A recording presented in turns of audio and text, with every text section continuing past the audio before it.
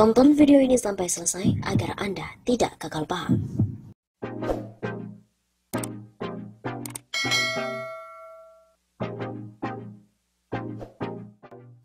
Organisasi saya PDIP sambangi Rizal Ramli ngeluh Jokowi kini sudah tak punya hati. Organisasi saya PDIP yang berkontribusi besar terhadap pemenangan Joko Widodo, baik menjadi wali kota Solo, Gubernur DKI Jakarta hingga Presiden RI mendatangi ekonom senior Rizal Ramli. Organisasi ini adalah Satuan Tugas Khusus atau Satgasus Cakrabuana Partai Demokrasi Indonesia Perjuangan yang bertandang ke kantor RR di Jalan Tebet Barat Dalam, nomor 4, Jakarta Selatan pada hari Senin 3 Agustus. Kepala Satgasus Cakrabuana PDIP Kadiman Sutedi menyampaikan pihaknya mengaku kecewa kepada Joko Widodo yang pada pemerintahan keduanya ini tidak mampu untuk mengurus rakyat. Ia mengatakan kepala negara sekaligus kepala pemerintahan yang sudah menjabat 2 periode itu sudah tidak lagi jujur dan punya hati memimpin rakyat Indonesia. Saya lihat tidak jujur, tidak ada lagi hati.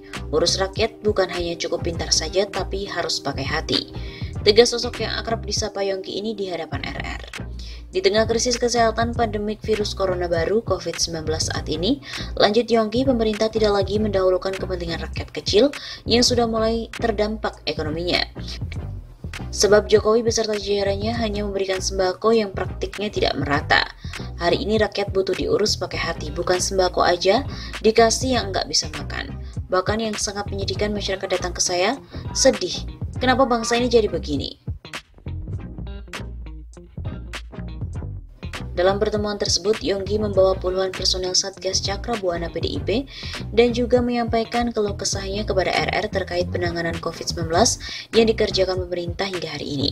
Bahkan dalam pertemuan tersebut hadir pula Laskar Betawi yang juga merasakan dan menyampaikan hal yang serupa dengan Satgas Cakrabuana PDIP.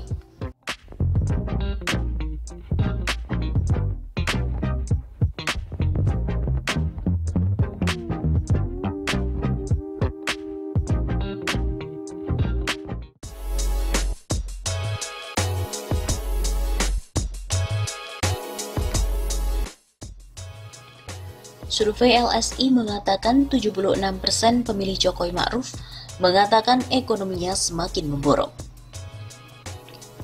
Perekonomian masyarakat Indonesia anjlok lantaran pandemi COVID-19, terutama bagi warga yang berada di zona merah. Hal itu terungkap dalam sebuah hasil riset yang dilakukan oleh LSI Ninja. Tercatat sebesar 74,8% publik mengatakan bahwa kondisi ekonomi mereka saat pandemi virus corona lebih buruk dan bahkan jauh lebih buruk dibandingkan masa sebelum COVID-19. Hanya 22,4% yang mengatakan bahwa kondisi ekonomi mereka tidak berubah dibandingkan dengan masa sebelum COVID-19 dan hanya di bawah 2,2% yang mengatakan kondisi ekonomi mereka lebih baik. Ujar peneliti LSI Ninja Ardian Sofa saat merilis hasil survei bertajuk Kecemasan Publik di Zona Merah pada hari Selasa 7 Juli. Menurut Ardian lagi, kalangan yang mengatakan kondisi ekonomi buruk merata di hampir semua segmen. Baik mereka yang kelas ekonomi atas maupun wong cilik, berpendidikan tinggi maupun rendah, tua ataupun muda dan semua konstituen partai politik. Mereka yang mengatakan kondisi ekonomi buruk juga mayoritas di pemilih Jokowi Ma'ruf maupun pemilih Prabowo Sandiaga Uno. Di pemilih Jokowi Ma'ruf sebanyak 76,3% mengatakan ekonomi mereka memburuk. Sementara di pemilih Prabowo Sandiaga sebanyak 74,2% mengatakan kondisi ekonomi juga memburuk. Sementara itu pada segmen pemilih PDIP, partai pemenang pemilu sebanyak 77,8% mengatakan bahwa ekonomi mereka memburuk.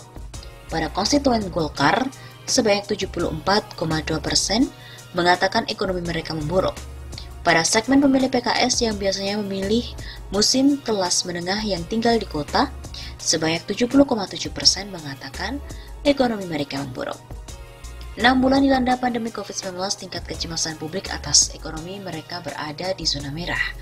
Mayoritas mereka mengatakan ekonomi mereka memburuk di atas 70% dan mayoritas khawatir mereka tak mampu lagi memenuhi kebutuhan pokok, yaitu di atas 80%. Sepanjang LSI dan JA melakukan survei opini publik sejak tahun 2003, tak pernah ada kecemasan publik setinggi ini. Begitu tutur Ardian Sova. Karena itu, menurut Ardian, pemerintah sebaiknya menghindari untuk membuat kebijakan yang semakin memperburuk kondisi ekonomi warga. Kondisi masyarakat saat ini ibarat rumput kering yang mudah terbakar, sebab persepsi publik berpotensi mengubah krisis kesehatan menjadi krisis sosial dan politik. Pemerintah dibantu sektor swasta sebaiknya fokus untuk mengerahkan segala upaya menghidupkan kembali sentra-sentra ekonomi. Diketahui survei tersebut dilakukan oleh LSI dan JA secara tatap muka pada 8-15 Juni 2020, menggunakan 8.000 responden di 8 provinsi besar di Indonesia, yakni DKI Jakarta, Jawa Barat, Jawa Timur, Jawa Tengah, Banten, Sulawesi Selatan, Sumatera Utara, dan Provinsi Bali. Sementara margin of error sekitar 2,05%, survei juga menggunakan riset kualitatif yaitu analisis media dan in-depth interview untuk memperkuat temuan dan analisisnya.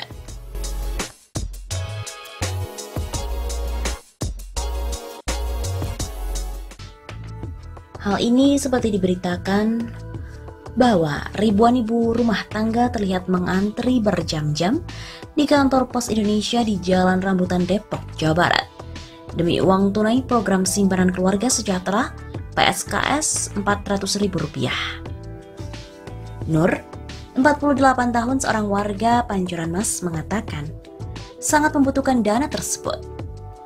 Katanya sekarang semua mahal, apa-apa mahal, cabai pun juga mahal. Begitu katanya pada hari Senin. Kata Nur, kenaikan harga bahan bakar minyak membuat hidup semakin sulit. Seluruh biaya kebutuhan hampir dipastikan melonjak.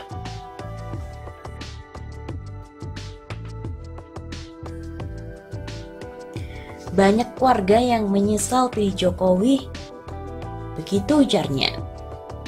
Warga lainnya, Daryono, mengatakan uang Rp400.000 yang dibagikan pemerintah bisa saja habis dalam sekejap. Palingnya cuma cukup buat 3 hari, langsung habis. Buat anak biaya ongkos sekolah, istri belanja. Begitu katanya. Sementara itu, Kepala Kantor Pos Indonesia Cabang Depok, Uman Mulyana, mengatakan hari itu merupakan pembayaran yang dilakukan sebanyak 7 titik. Pelayanan di Jalan Sentosa, Kantor Pos Perunmas 1, Kantor Pos Pancoran Mas, Kantor Pos Depok Timur, Kantor Pos Cimanggis, Kantor Pos Sawangan, dan Kantor Pos Cinere. Dalam mengantisipasi penumpukan RTS, maka pihak kantor pos membagi dalam 2 hari agar tidak menjadi penumpukan. Untuk pengambilan dana bantuan langsung tunai pun berbeda dengan tahun-tahun yang sebelumnya, karena dana tersebut akan tersimpan di dalam rekening giro pos masing-masing si penerima. Beda dengan tahun lalu yang dikembalikan ke pemerintah bila tak diambil.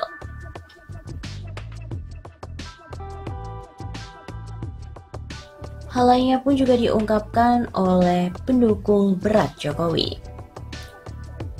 Salah satu warga dari Kampung Akuarium, Penjaringan, Jakarta Utara, Supiati, 37 tahun, mengaku pernah menjadi pendukung berat Joko Widodo saat dulu mencalonkan sebagai calon presiden di pemilu 2014. Namun, Jokowi disebut telah melanggar kontrak politik dengan warga di Kampung Akuarium. Biasa sih ya. Supiati, warga situ, juga bercerita ia sebenarnya adalah pendukung berat Jokowi sejak dulu maju dalam Pilkada DKI 2012 bersama dengan Basuki Cahayapurnama alias Ahok dan lanjut ke Pilpres 2014 bersama dengan Yusuf Kala. Pilkada dulu saya juga ikut Jokowi, sampai saya ninggalin anak ikut konser joget-joget di Senayan GBK 2014 dulu. Megang tangannya Jokowi aja udah seneng banget. Sekarang mah ya Allah, udah enggak lagi lah. Enggak lagi. Megang tangannya Jokowi aja udah seneng banget. Sekarang mah ya Allah, udah enggak lagi. Kayak gimana gitu? Kata Supiati kepada redaksi suara.com. Perantau asal Makassar, Sulawesi itu mengaku sempat ada kontrak politik antara Jokowi dengan warga Kampung Akuarium agar mendapatkan kehidupan yang lebih sejahtera. Dia kan ada kontrak politik dulu di sini. Bilangnya nggak ada penggusuran. Cuma kenapa dia udah jadi presiden? Janji-janjinya ya lupa. Nengok kita aja nggak pernah. Kata dia. Selain janji politik, ibu dari 5 anak ini juga mengaku pernah mendapatkan beberapa kali bantuan selama masa kampanye mulai dari sembako hingga uang tunai.